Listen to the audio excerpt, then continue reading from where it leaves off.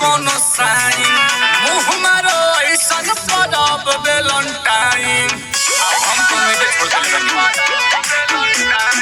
हमरा भले दरबाना कैलस कोनो साइन मुँह मारो ऐसन परब वेलेंटाइन। काठी में रहिले हरो भारी तब न ठेकेले कोनो जरी। किस्मत में जब कोनो है नइखे पारी त कौन काम के 14 फरवरी। किस्मत में जब केहू है नइखे पारी तो साला काहे खाती 14 फरवरी। रोज दे प्रपोज दे रात भर भर पे डोज दे टेस्ट दे सोच दे किस्म किस्म के पोज दे 7 दिन तक मैं भूख बना के नया बॉयफ्रेंड खोज दे। हटाना डरामा ई डरामा तो मामा बना के छोड़ी। भाग में लिखल बा हमरा रहे के बांडा मन करे काशी जाके बन जाई पांडा। मन करे काशी जाके बन जाई पांडा।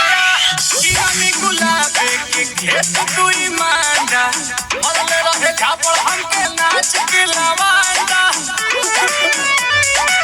चले के न मिले हरी हरी सुखता जवानी के अतौरी। किस्मत में जब कोनो है नइखे पारी तो साला कौना खाती 14 फरवरी। किस्मत में जब कोनो है नइखे पारी तो साला काहे खाती 14 फरवरी। आयो तले ना आयो बाकी होगा भेट दे चॉकलेट दे कोरा में धके लपेट दे रेट दे वेट दे डेट दे ओहू में घुसा पेट दे आ धरा सा जब छड़ंगल वाला त कह सब उचर पेट दे।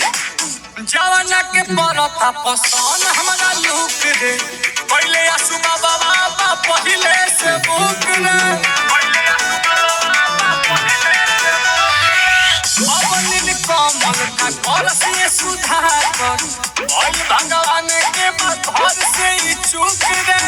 एक जोड़ा बा कहूं कतरुआ हमर पारी लागत कुंवर जाई मारी।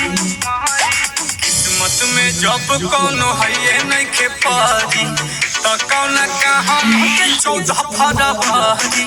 किस्मत में जब कोनो है नइखे पारी त कौन काम के 14 फरवरी 14 फरवरी।